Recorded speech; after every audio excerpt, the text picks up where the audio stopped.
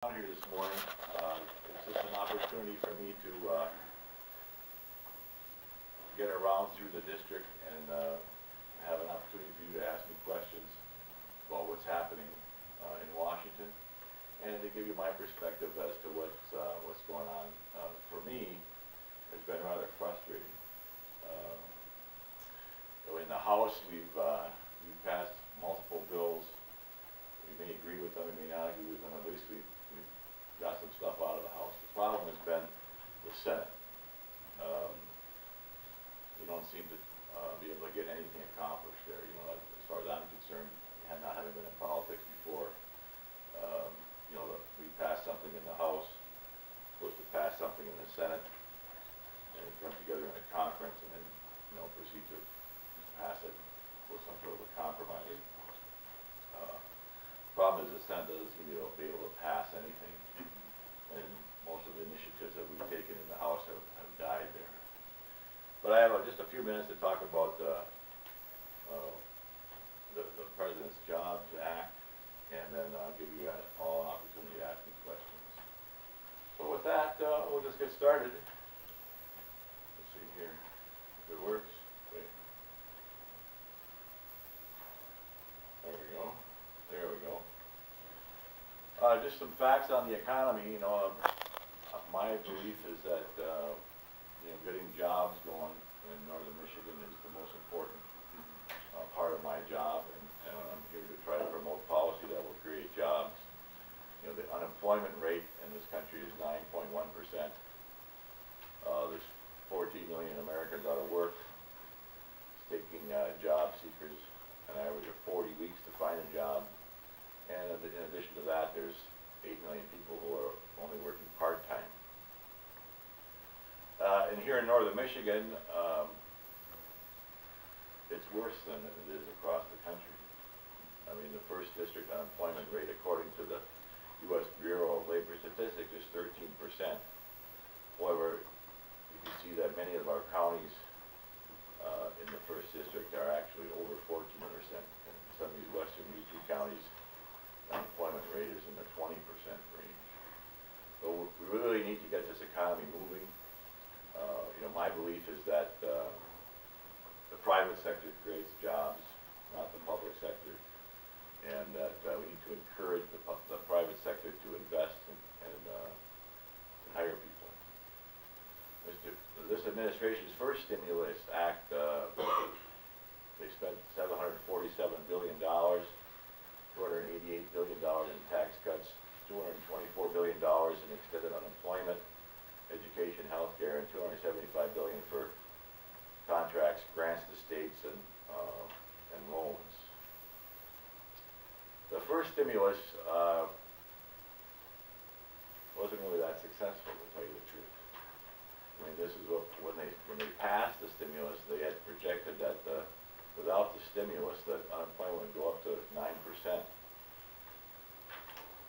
And they projected that with the stimulus, it would stay below 8%. So that was the reason for passing the stimulus. Unfortunately, with the first stimulus bill, unemployment has been over 9% for the longest period of time since the Great Depression.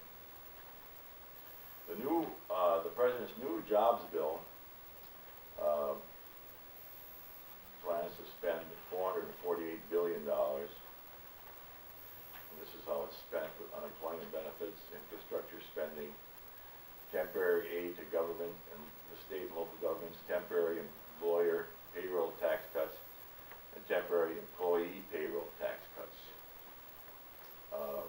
which the administration plans to pay for by having $400 billion in tax increases on individuals, $40 billion in tax increases on energy companies, $18 billion in tax increases on hedge funds, and $9 billion in changes in corporate taxes. These are permanent tax increases to pay for the temporary stimulus programs. Now, there are some parts of the President's plan that I tend to agree with. I agree that we need to have the country's infrastructure paid for, but I think we need to do it in a long-term fashion. For example, the highway transportation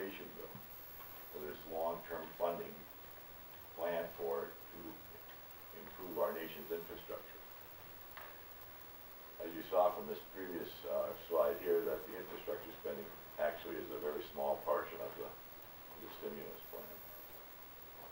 I agree that we need to have some global trade agreements. The President mentioned that in his speech, and I agree that this would be huge for, I know our district, there's many employers here that these trade agreements would really improve their sales.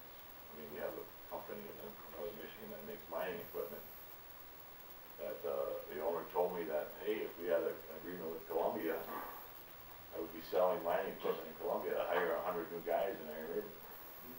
Well, 100 manufacturing jobs in Iron River, let me tell you, is pretty huge.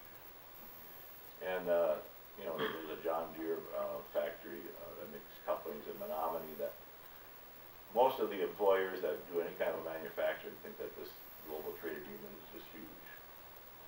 And then I agree that we need to balance the federal budget. There's going to be a balanced budget amendment vote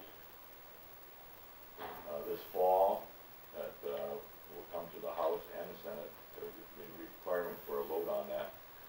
So I think that there is some room to compromise.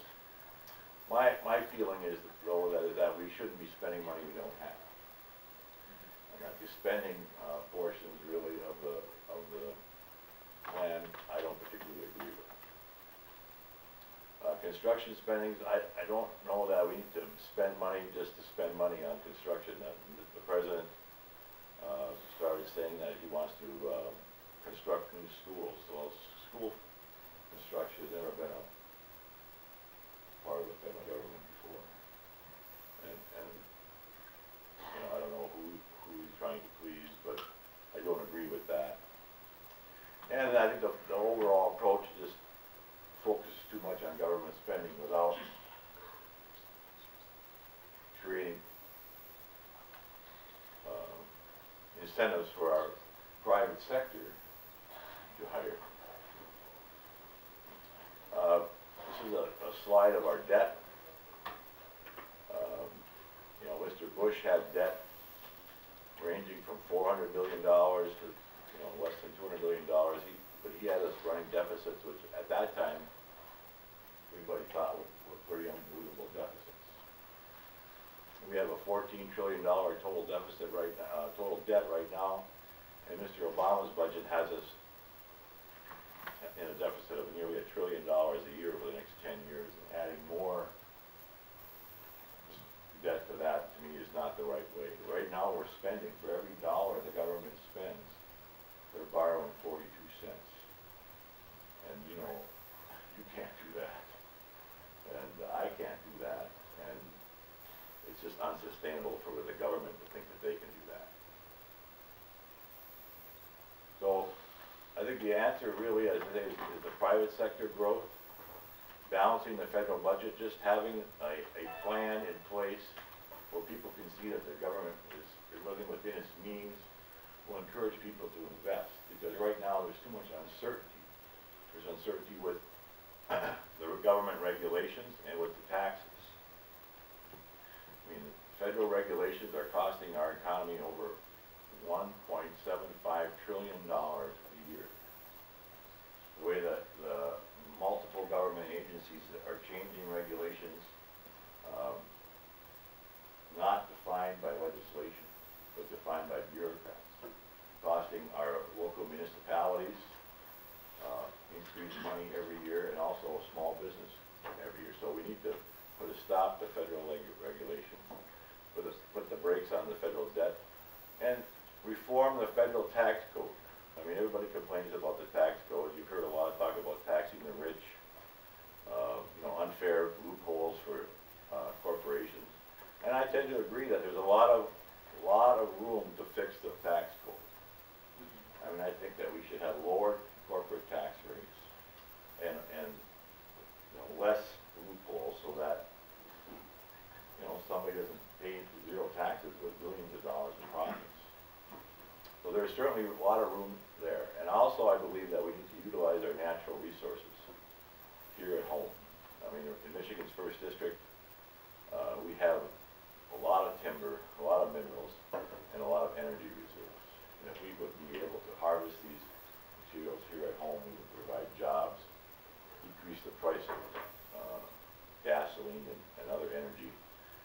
and utilize the minerals and timber that we have here in this district in a responsible fashion. So these are the things that I'm working on. I'm on the Natural Resources Committee, and we're working on ways to streamline the process of responsible harvest of our timber here in northern Michigan. It turns out that we have, 3 national forests here in the first district. And I'm not sure if you're aware of this, but when the federal forest sells timber, they actually lose money.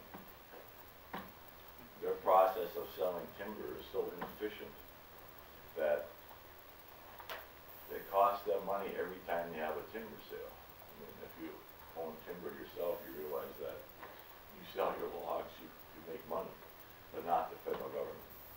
They actually lose money with every sale. And it's just irresponsible the way they manage it. Now, I had the Secretary of the Interior in a committee meeting, and asked them, well, why can't we harvest more of the timber here at Michigan's First District? Our federal forests are overgrown. It takes 8 years for a timber sale to occur once they decided to sell one area because of the process. And the guy said to me, well, we're not in the business of making money. And that was the arrogance of his response to me. That why does it cost you money? Because we're not in the business of making money. And yet, there's so much employment that could be had from responsible sale of our timber. So this is what I was telling you before about the process here. And these are some of the bills that we passed in the House. Energy Tax Prevention Act, Reducing the Regulatory Burdens Act, Small Business Paperwork Act. This bill was actually passed by the Senate. This is the elimination of the 1099 requirement that was in Mr. Obama's health care bill. Putting the Gulf of Mexico Back to Work Act. This is to try to streamline the process of permitting drilling in the Gulf. Stopping the offshore moratorium to try to get the drilling going in the Gulf. And a budget.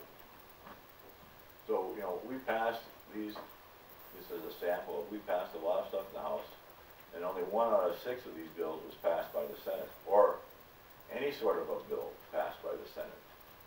So, the budget that we passed in the House was what they call the Ryan budget. There's been, it's a budget that gets us out of debt over the next 40 years, reforms Social Security and Medicare to make them sustainable, and doesn't raise taxes. And this is the basis upon which all the other legislation starts with, is the budget. The Senate hasn't passed a budget in over 900 days. I don't mind, we pass our budget, we may not like it, but then the Senate should pass a budget, and then we should come together, some sort of compromise to move forward so that long-term projects like road construction, like the FAA funding, like long-term projects, they're not being funded now because we don't have a budget. And that's really frustrating because we're just running what they call these continuing resolutions, which is just funding of the government for days or weeks or months at a time, which is very hard for people to plan. The local municipalities don't have any idea what kind of funding they're going to get from the federal government. People don't know what their taxes are going to be and their regulations. So that's my frustration.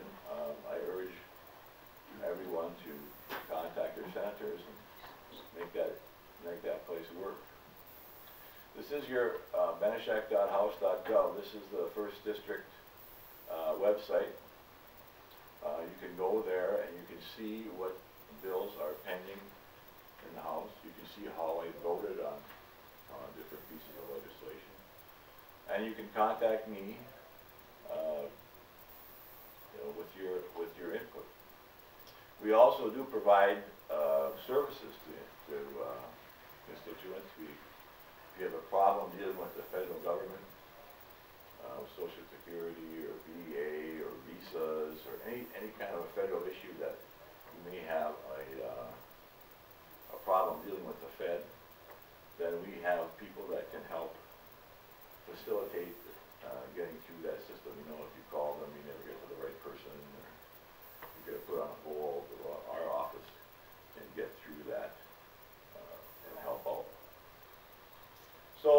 that, I'd like to open the floor for questions or comments.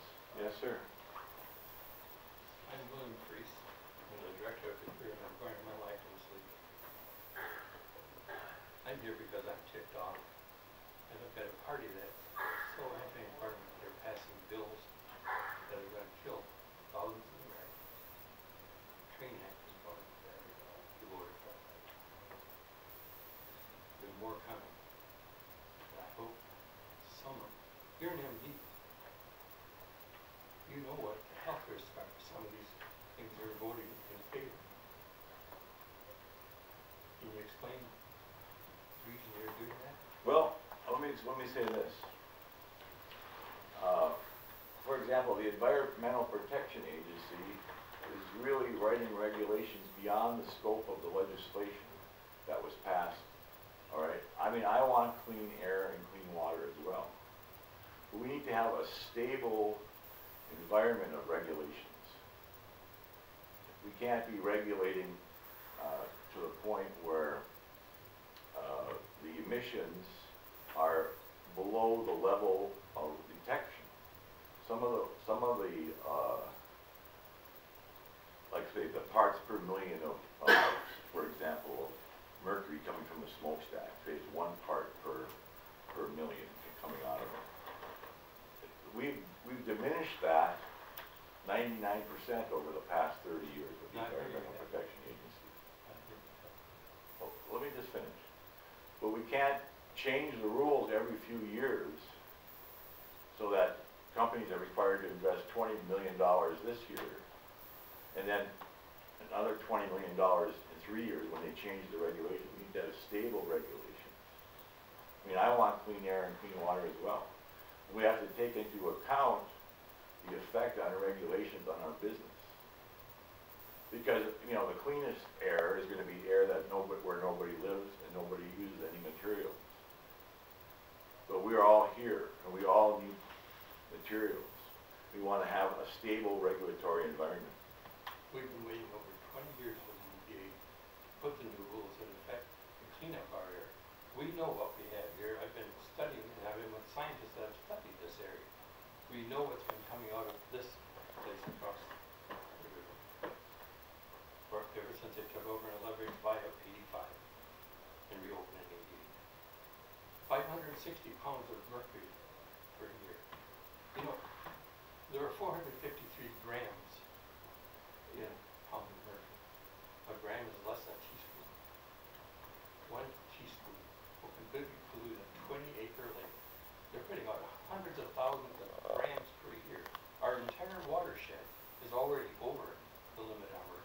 All the way up to Beaver Lake, which is a good many miles away, it's a mercury lake. And the Big River is mercury. That's the thing we've been living at since the Canadian garbage started coming into Alpena in 91. Canadian coal ash. It's the biggest part of our problem. It's over 50% of the mercury that's coming up on the planet. And it's the most toxic form of mercury. Well, I agree. I don't want mercury in my environment either. But we need to have stable regulations that don't change every few years and put burdens on our industry that make it impossible for them to be around. It's not changing every few years. Well, it had years to take care of this problem. You know, DTE and Monroe installed scrubbers. They were the #1 emitter of mercury in the state. They installed scrubbers. They're making that in Conway, Michigan. That's more jobs. If they'd done that here 13 years ago, it's an environmental abatement. They could knock off their taxes. It wouldn't have cost them anything to clean up their air. They've held off doing that. They're under a consent order right now to install scrubbers. They're holding off, hoping you people will keep that from happening. Construction workers here are ready to go. They know that they have to comply by 2013 unless your vote keeps that from happening.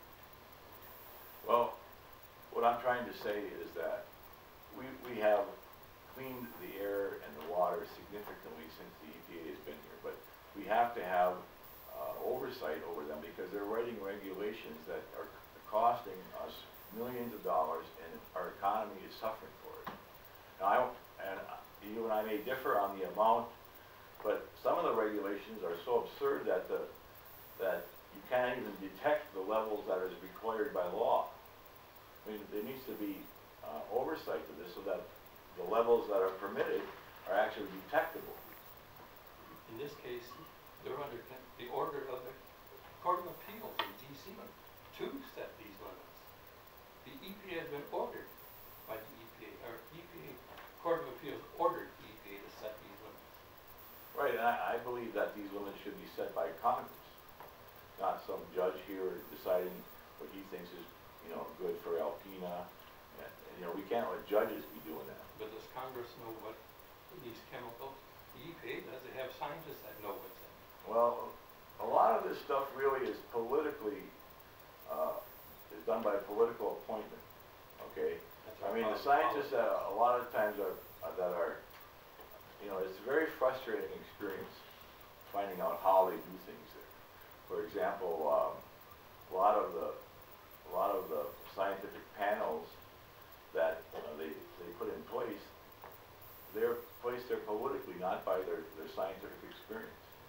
I've seen this happen in my committees. They're talking about,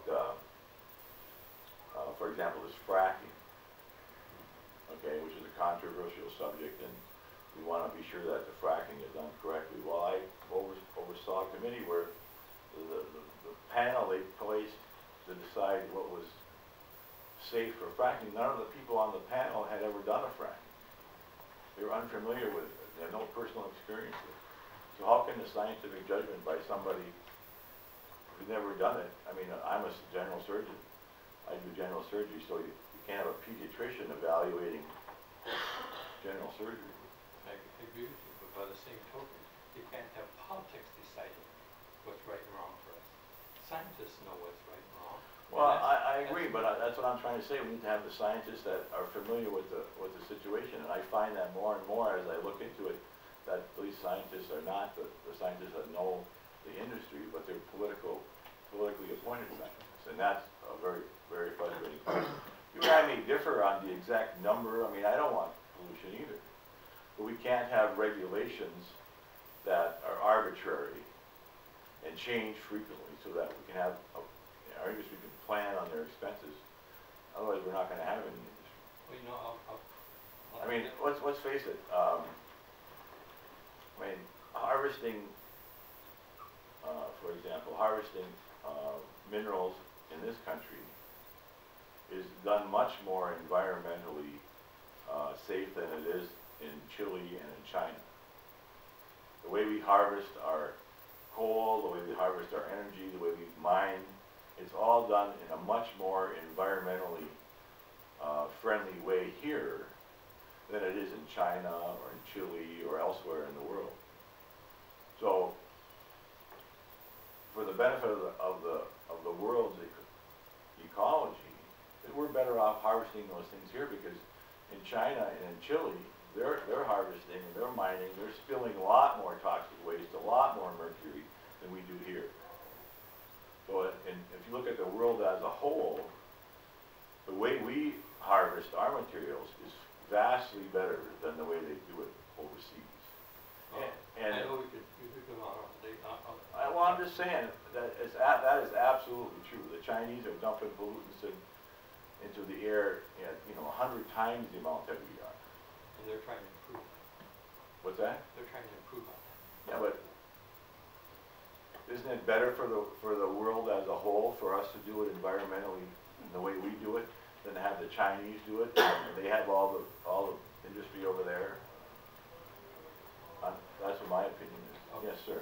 Yes, I think the Healthcare Act is a terrible piece of legislation. During your campaign, you had hoped to defund that, and I was wondering if you'd like to comment on your efforts to repeal that, defund it. Well, we did vote to repeal that in the House, but of course it died in the Senate. And then, we did have a small nick at it with this 1099 repeal. That did pass. But most of the efforts we've had in the Senate. So there's multiple different pieces of legislation nipping away at that that have failed in the Senate. So we just try to keep it in the forefront, trying to educating people about the problems with Mr. Obama's health care plan. Thank you. Yes, sir. Piggyback on that. I'm concerned about the rapid growth in entitlement funding. I mean, Social Security and Medicare are the biggest costs to the federal government, and yet we're adding illegal aliens are getting funded. Newspaper just the other week had 600 million sent to dead people. We had I see people that are unemployed, so they go on disability, and there's nothing wrong. There's no reason they can't get a job, but they can apply for disability and get funding that way, and they never come off of it. How do we handle the needs of the people versus the limit of money? Well, I know it's not an easy question. well, as you know, or you may know, Medicare is going to run out of money if we don't change it somehow. All right, there's not enough money to provide for that benefit for the population that's growing into that retirement age. The Ryan budget outlines a plan to change Medicare for those people 54 years of age or less into a cafeteria type of a plan where they can pick their own insurance type. They can pick a high deductible, high coverage, or low deductible. And then the Medicare premium that you pay would pay for that insurance premium, but it would give you more choice, similar to the plan that federal employees have for their insurance. Our plan does not affect anybody 55 years of age or older, because we feel as if those people are paid into a system that they expect a certain result, and they're going to get it. Mr. Obama's Health Care Act takes $500 billion from Medicare to fund the remainder of Obamacare, and it also puts in place 15 bureaucrats in Washington to decide what will be paid for and what will not. I believe as a physician that the patient and the doctor should be deciding how to spend the money. I mean, after all, it's the patient's money. And I think the patient should be more in control of that money rather than the bureaucrats in Washington. And that's the basis for, our healthcare reform plans. The waste and abuse part that you mentioned is very difficult to deal with. I'm working on a piece of legislation which I call a process overview or process audits. Similar to like Federal Express. And, everybody can see that Federal Express is a very efficient company. The way they do their processes, the way they handle their material, they get things done and they do it very efficiently. And I think we need to have these operational audits for the federal government, having people come in to see how the process works to make sure that there's less waste, fraud, and abuse.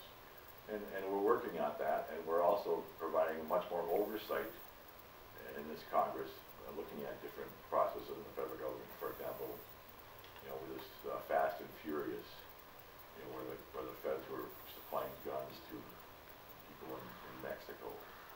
We're trying to provide oversight, looking into things like that, and like the Solyndra thing, where we loaned this company and this solar panel company the loan guarantees, and we go bankrupt. We're trying to investigate via the oversight process in the House, that type of thing. But it ends up being a slow process. And like I say, with the divided government that we have, it's difficult to get things through. It's been very frustrating for my part, and I'm sure it's frustrating from the citizen's point of view as well. Yes, sir. You're showing your slides there from the last ones you were talking about the House that passed the budget. I guess it's called the Ryan budget. And you said that the Senate was not passing one. You thought you should get together and compare the two and compromise and so forth.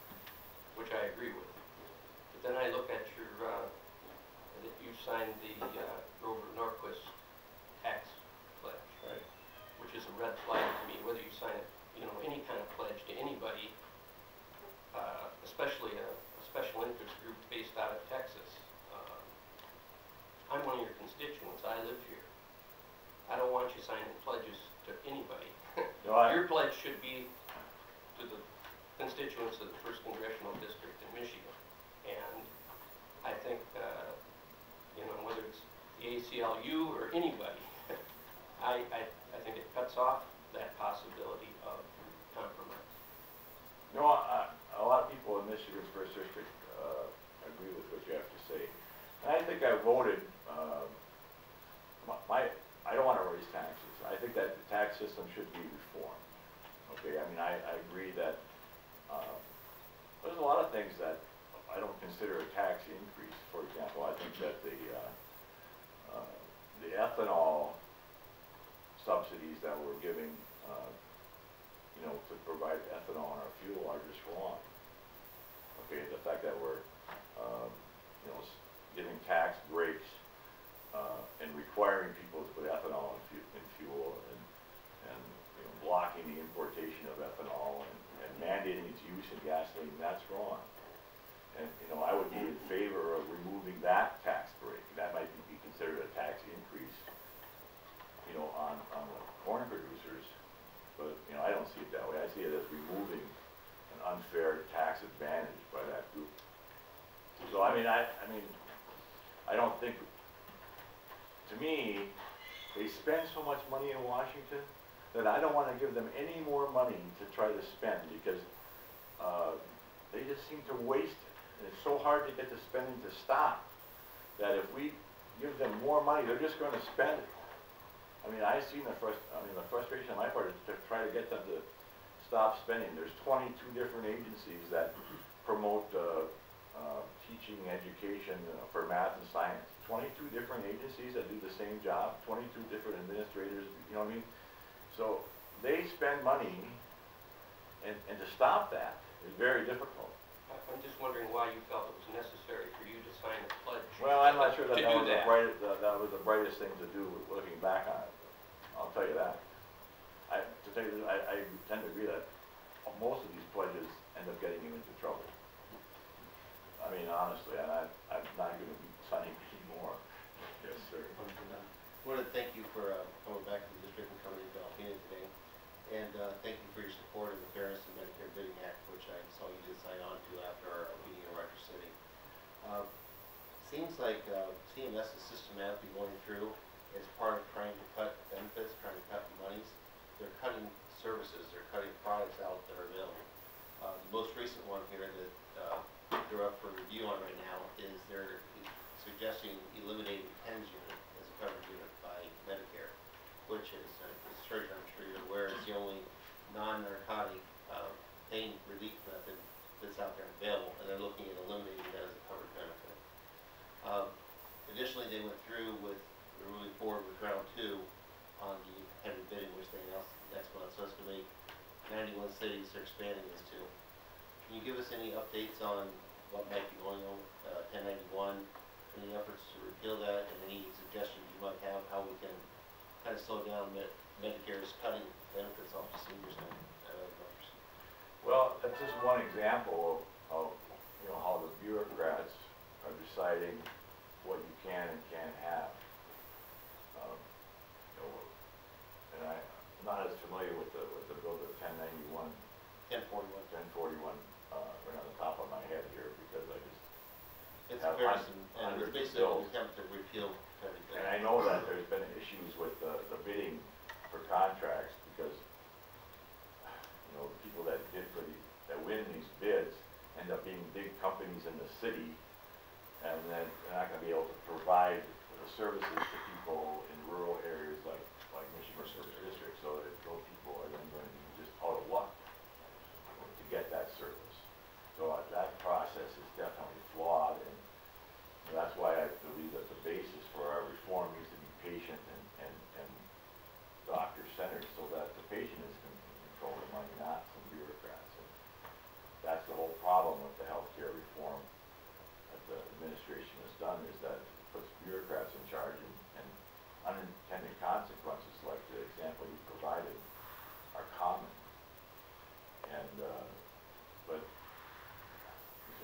frustrating, like I say, pass a bunch of stuff in the House and have it go nowhere in the Senate. So it's gonna be a long process and it's frustrating. Just hold on until 2012. Yeah, that's what I'm saying. Although, I think you probably had this experience as well, when you talk to the insurance company, you still talk to a bureaucrat, or worse, a secretary who isn't Right. aware of what you're talking about. But at least if you're the person buying your insurance, Yeah, you can decide to change your insurance company. See, I mean, there's some control there. I mean, it's frustrating when you talk to the bureaucrat at the federal government level, there's no going around that guy. You know what I mean? And you have some control at least. beyond that, I think one of the frustrations that maybe people in the country are having is the lack of cooperation, not necessarily compromise, but the tone of the legislature throughout the country, I think, in even state houses, is one of antagonism. And how can we move beyond that? If the Senate is blocking a budget, who is it that's blocking that budget in the Senate? Or who in the House is so insistent on a particular method that nothing can happen? I think, we've been bludgeoned. Right. And so far, all we've got is a lot of bruised bodies and people with black eyes. Well, I know myself, for one, really dislike that agitation and vehement speech on the floor. I mean, I reached out to Democrats in the House. I mean, Hanson Clark from Detroit is a freshman Democrat that I met during the orientation. He and I get along well. I spent a day in his district with him to see his district and his perspective. And he's coming up to Michigan's 1st District to spend a day with me to see my district. And, we reach out to we don't agree on a lot of the issues, though some of the issues we agree on. We both have border issues, he in Detroit and us here in, the Sioux.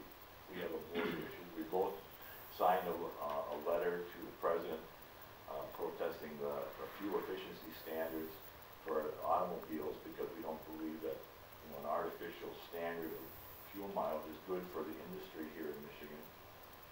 So there are areas that we agree with, even though we're, and he and I agree on the funding of roads. I believe we need to find a way to fund our infrastructure in a stable fashion over a period of time.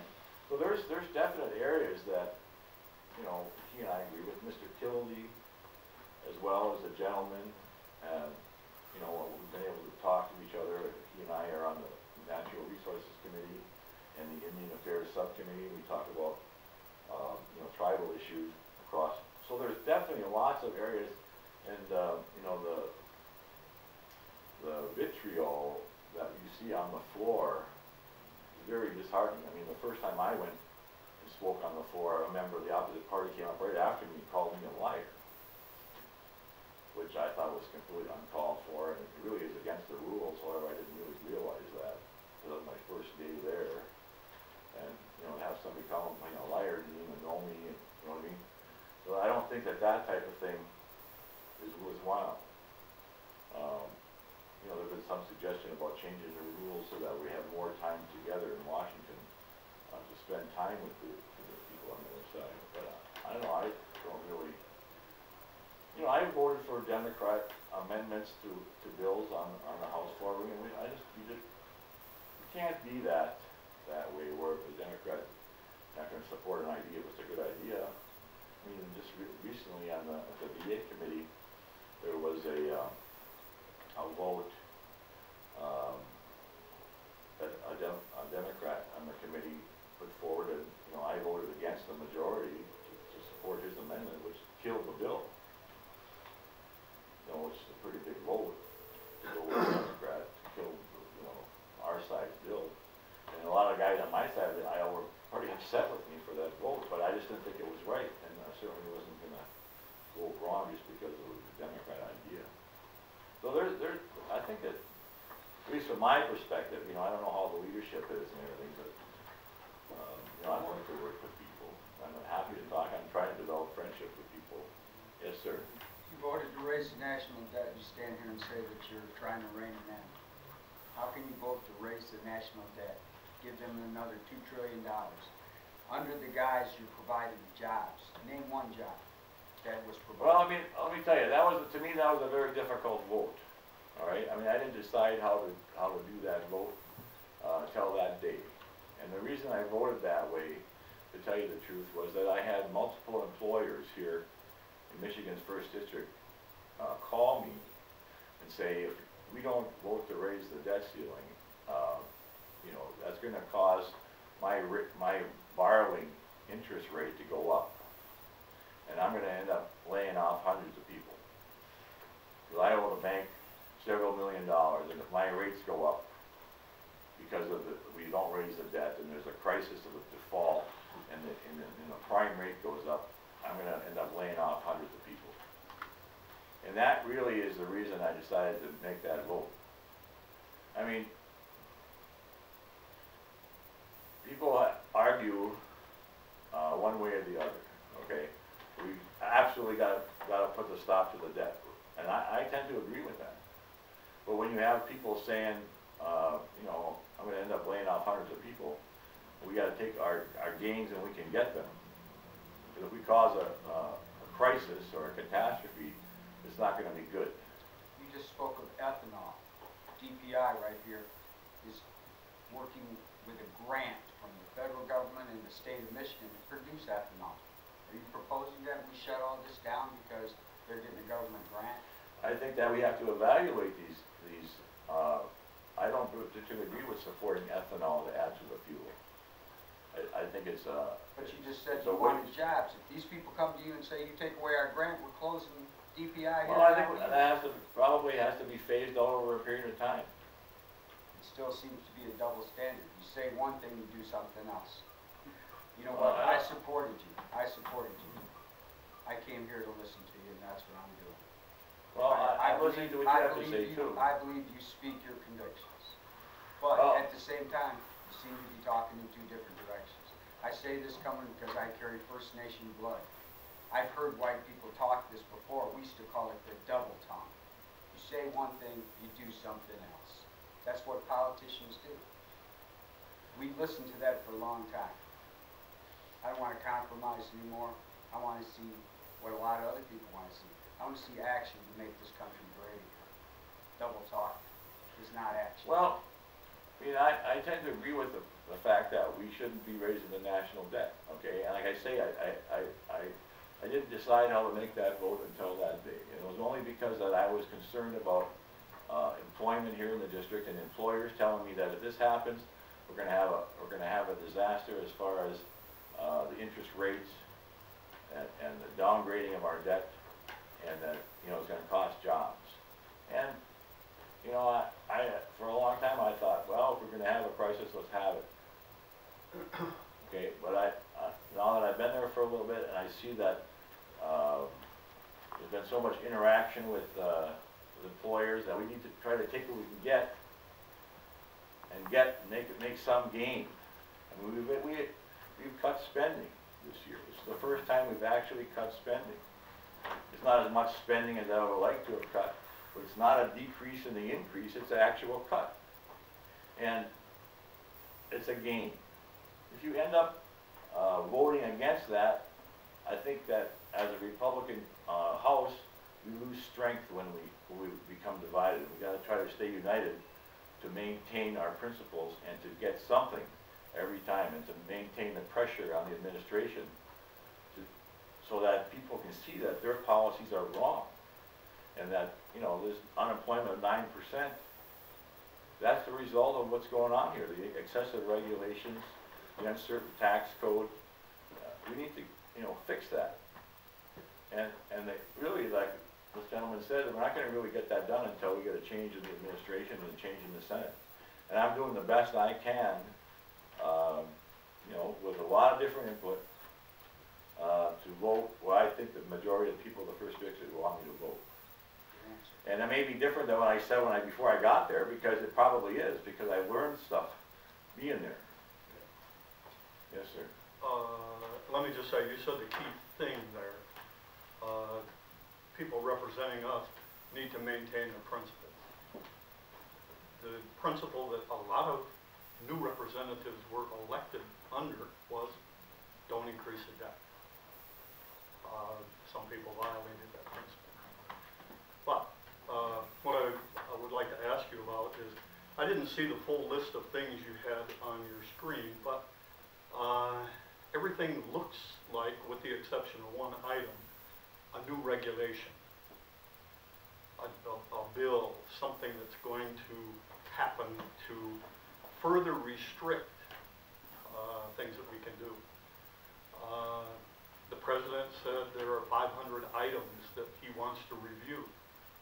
What's happening with that? Because our freedoms become greater as you eliminate regulations. Well, I would like to get started on that list myself. And, you know, this Train Act that this gentleman mentioned is one way of trying to get a handle on these regulations. I mean, he disagrees with it, but, you know, I want stable regulations and less regulations. I mean, you know, in St. Ignace, I talked to the road commission, and now they have to get a permit from the Corps of Engineers to clean their culverts on the sides of the roads. Okay, they've been cleaning the same culverts for 50 years, but now they have to get a Army Corps of Engineers permit because of the turkey grass that's growing in the culvert, and it may disturb the turkey grass. So unless they do it in a certain way, it's going to cost this road commission, you know, thousands of dollars more to do the same culvert cleaning they've been doing for 60 years. Now, that, to me, that's an excessive regulation. And you know, it's stuff like that that interferes with our lives at the smallest level. They're reaching in there, and people may disagree about the quality, you know, the turkey grass or the mercury or whatever, but we have to have reasonable levels of regulation that, you know, don't impart unreasonable costs on us, because we can't afford it. Well, the idea seems to be in Washington that we're the legislator, so let's legislate, and you just keep piling things on. It's got to be cleaned out. Well, I co-sponsored a bill, for example, to stop all new writing of regulations until the unemployment rate drops below 7%. It's a good start. I mean, that's something. I'm not sure, you know, but that was somebody's idea. I said, hey, sounds like a great idea. Just, do we need to have more regulations every day? I mean, aren't there enough regulations now? So that was just one attempt to, you know, put a stop to further regulations, was that piece of legislation. I noticed the other day, we've got a lot of, or as we all know, we've got a lot of public land up here, federal land, and a lot of hunters and fishers. Can you tell us about the bill that you put forward to make sure that land is open to our hunters and fishers? Well, as you may have known, there was a lawsuit that tried to get hunting stopped in the Manistee Forest, and the bill that I introduced would simply make the rights to hunt and fish integral to the management of federal land. I mean, you know, being from the Upper Peninsula, you know, we're naturally hunters and fishermen, and it's always been sort of assumed that that would be all right, because most of the country felt that hunting and fishing was a natural part of the use of the forest. But, you know, more and more lately, it's less defined, and certain environmental groups are trying to put a stop to that. So this piece of legislation that I introduced quantifies the fact that hunting and fishing are allowed on all federal lands, unless there's a good reason for it not to be in certain areas. So that's simply a sort of a pro-sportsman type bill. How was it progressing? Well, I got, I don't know, 20 or more co-sponsors, a bipartisan co-sponsors, and hopefully we'll get it, you know, introduced, have it come to the floor for a vote. I did have a piece of legislation to streamline the process of, you know, responsibly harvesting timber in the forest. I did get that into into the Interior Appropriations bill, which should be voted on this fall, so that should pass the House. And we're working on all kinds of, you know, I've had independent foresters in, I've had the Forest Service in, to try to get ideas as to how to make the process of using our forest land easier, and we're trying to hit the biggest obstacles first, and then, let's use our timber. Yes, sir. I'd just like to put a bug in your ear. I'm a local family physician, and we've had an electronic medical record implemented since 2007. And I'm repeatedly frustrated with Medicare's requirement to hand sign things, dump things to paper, despite it being in an electronic format. So we just advocate the government, you know, if they're truly going electronic, that when they want to generate another form, what have you, you know, make it electronic and accept it as in an electronic format without this dumping to paper and creating extra work, etc. For instance, most recently this home health care face-to-face contact form that's been generated, I'm sure, as a result of some fraud. They're not allowing us to utilize an electronic format of that, and it's created extra work and cost and inefficiency. Well, my experience with the electronic medical record has been frustrating as well, because of the time required that you spend in front of the computer versus in front of the patient. And I tell you, I actually have some fear about the electronic medical record. You know, ever since I was looking for a pathology report, you know, I had a pathology report at one time that said benign, okay, and then, you know, 3 months later I went back to look at that same pathology report, an electronic medical record, and it said malignant. And the initial benign report was nowhere to be found. So if I would have had a copy of that initial report that said benign,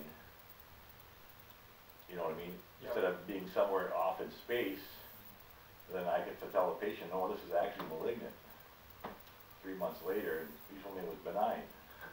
Well, yeah, so the reports then said it was benign. Well, where is that report? You know what I mean? So it made me look bad. You know, because I didn't have an actual record. I had something electronically. So that kind of thing tends to scare me. Yeah. You know what I mean? So I have a lot of misgivings about the electronic medical record. You know, not only the fact that it's difficult, depending on your system, to collate all the information from different sources. But you know, I got a lot of reservations about that whole system. I had worked construction all my life. I was a heavy equipment operator and a heavy equipment mechanic. If they wanted me to work 5 days, I was there. If they wanted me to work 6 or 7, I was there. If we had a breakdown, we stayed there until we had it fixed, because a lot of people's jobs depended on it. Now, the reason we're in the trouble we're in is Congress spends more time out of Washington than they do in, worrying about the next election instead of trying to solve the problems we got now. Can't they spend more time there instead of going on vacation, summer recess, or something else? Well, I think that the amount of vacation is misunderstood. Because this week I'm on vacation, right? Well, I'm not really on vacation. I'm out in the district doing things. I took Sunday off. But this week I'm doing stuff. I mean, it's not like I'm, you know, Well, the real up problem at camp. I'm not up at camp fishing like I wish I was, or birding. Yes, You know, I mean, understand that. It doesn't really happen. I think I work more in this job than I did as a surgeon. I'm not referring to you, I'm referring to Congress as a whole. Well, They spend more time campaigning for the next election, not worrying about the present problems. Well, there is, you know, this year we've changed the schedule. Instead of going home every weekend, we're spending more blocks there. We have one, this week, for example, is the September week where we spend in the district. We're having 1 week a month, what they call district work week. And this is the week that I use every month to go around through the district to try to go to different areas. But I don't think that I'm I mean, I had a lot more time off when I was a surgeon than I do now. And the other thing in this country, I think the underground economy is as big as the one on the table. Somebody better start checking into that. With like barter stuff, you mean, or Everything. the cash economy? People that are working under the table because they don't want to pay taxes anymore because the government wastes it all. Right. I get around and talk to people a lot. I was the vice president of Michigan Taxpayers Voice for 6 years, and I couldn't stand no more of it. Well, I mean, people try to avoid paying taxes in any way they can, and because of, you know, times are tough, and people are working for cash. You know, very frustrating that you can be collecting some benefit and then working for cash. Create a tax. That's That tax is flawed. when you spend it, not when you earn it. You'll get it all. Well, I mean, the fair tax is one of those tax proposals that does exactly what you're saying, and I would be great if we get something like that enacted, but I just don't see that happening. I don't with the either. Congress that we have. Ladies and gentlemen, we have time for one more question. Yes, sir. My name's Keith Maxwell. I'd like to thank you for coming in the district in Alpena, but I'd really like to thank everybody else in this room. Unfortunately, I'd like to see these chairs more filled in this room, but with politics and government, I've noticed that everything isn't ideal.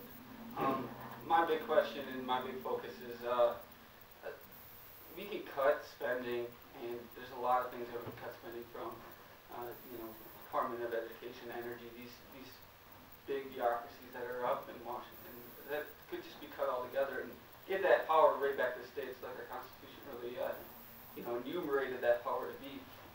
My question, or my actual comment really stems from your support of Dr. Ron Paul's bill of audit the Fed, and you know, legislation like the hemp manufacturing. This is good stuff, and I really appreciate that you are in support of this.